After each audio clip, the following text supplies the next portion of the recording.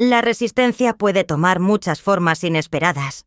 Hoy exploraremos cómo un simple lavaplatos logró transformar todo un restaurante con el poder de su alegría y su música interior. Suena fascinante. ¿De qué libro estamos hablando exactamente? Estamos discutiendo Un bocado de esperanza de Faustino Picasso, una obra que entrelaza dos historias aparentemente dispares pero profundamente conectadas. Por un lado, tenemos la historia de Denver, un niño cuyo padre fue parte del movimiento revolucionario 14 de junio en la República Dominicana. Por otro, la historia de Oki, un lavaplatos con un don especial para la música. Interesante combinación. ¿Cómo logra el autor conectar estas dos narrativas tan diferentes? Bueno, el autor utiliza hábilmente el tema de la resistencia como hilo conductor. En la primera historia vemos la resistencia política contra la tiranía de Trujillo. En la segunda, encontramos una forma más sutil de resistencia: la alegría inquebrantable de Oki frente a la opresión en su lugar de trabajo. Ah, ya veo. Entonces, ¿podríamos decir que el libro explora diferentes formas de enfrentar la adversidad? Exactamente. Y lo hace de una manera muy evocadora. Por ejemplo, la descripción del Victoria Restaurante es tan vívida que casi puedes oler los platos criollos y escuchar el bullicio de los comensales. El autor utiliza la técnica del realismo mágico para crear una atmósfera única donde lo ordinario se vuelve extraordinario. Eso suena fascinante. ¿Podrías compartir alguna cita memorable del libro que ilustre esto? Por supuesto. Una de las frases más impactantes es cuando Oki le dice a Dorotea, la estricta jefa de personal: la tonada que escucha, aunque no pueda creerlo, no viene de ningún artefacto. Sale de mi interior, y en tanto yo respire, seguiré cantando. Esta frase encapsula perfectamente el tema central del libro: la resistencia a través de la alegría y la autenticidad. ¡Wow! Esa es una frase poderosa.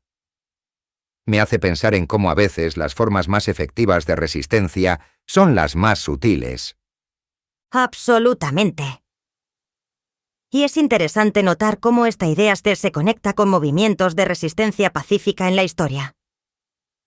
Por ejemplo, podríamos comparar la actitud de Oki con la filosofía de no violencia de Gandhi o Martin Luther King Jr. Ambos creían en el poder de la resistencia pacífica para provocar cambios significativos. Esa es una conexión fascinante. ¿Crees que el autor estaba conscientemente haciendo esta comparación? Es una buena pregunta. Aunque Picasso no hace referencias explícitas a estos líderes, el paralelismo es innegable. El libro parece sugerir que la resistencia puede tomar muchas formas y que a veces el acto más revolucionario es simplemente mantenerse fiel a uno mismo en face de la adversidad. Eso me hace pensar en la relevancia de esta historia en el contexto actual. ¿Cómo crees que se relaciona con los desafíos que enfrentamos hoy en día?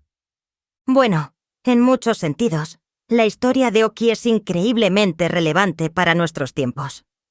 En una era donde el burnout y la desconexión en el lugar de trabajo son problemas crecientes, la idea de encontrar alegría y propósito en el trabajo, incluso en las tareas más mundanas, es poderosa.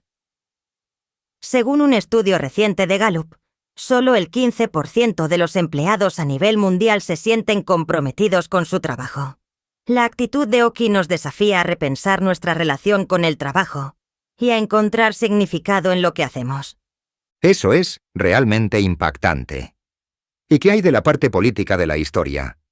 ¿Cómo se relaciona con el mundo actual? Esa es una excelente pregunta.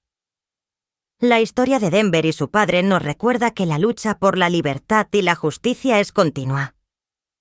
Aunque el contexto específico de la República Dominicana bajo Trujillo puede parecer distante, los temas de opresión y resistencia siguen siendo relevantes en muchas partes del mundo hoy en día. Por ejemplo, Podemos ver paralelos en movimientos contemporáneos como las protestas pro democracia en Hong Kong o el movimiento Black Lives Matter en Estados Unidos. Tienes razón. Esos son ejemplos muy actuales.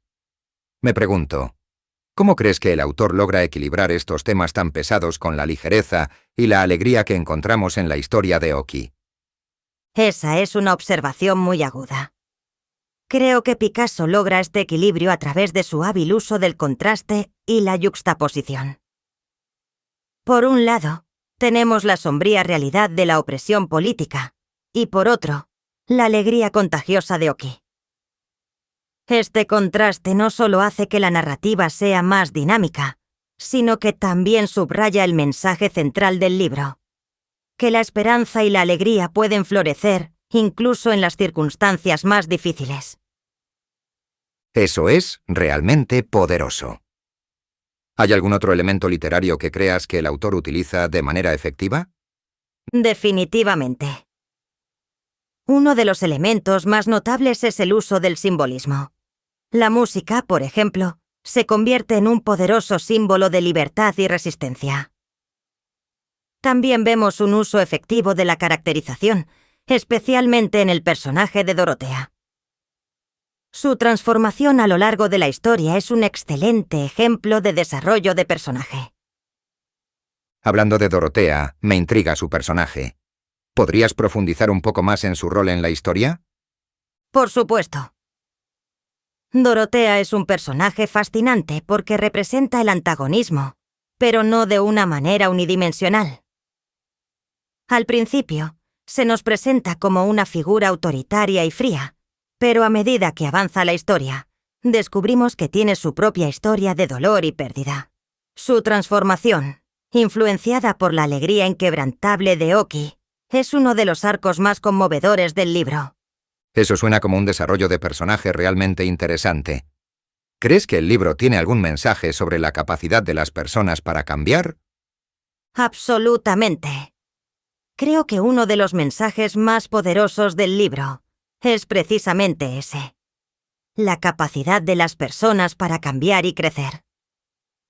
Vemos esto no solo en Dorotea, sino también en cómo la actitud de Oki transforma gradualmente a todo el personal del restaurante e incluso a los clientes.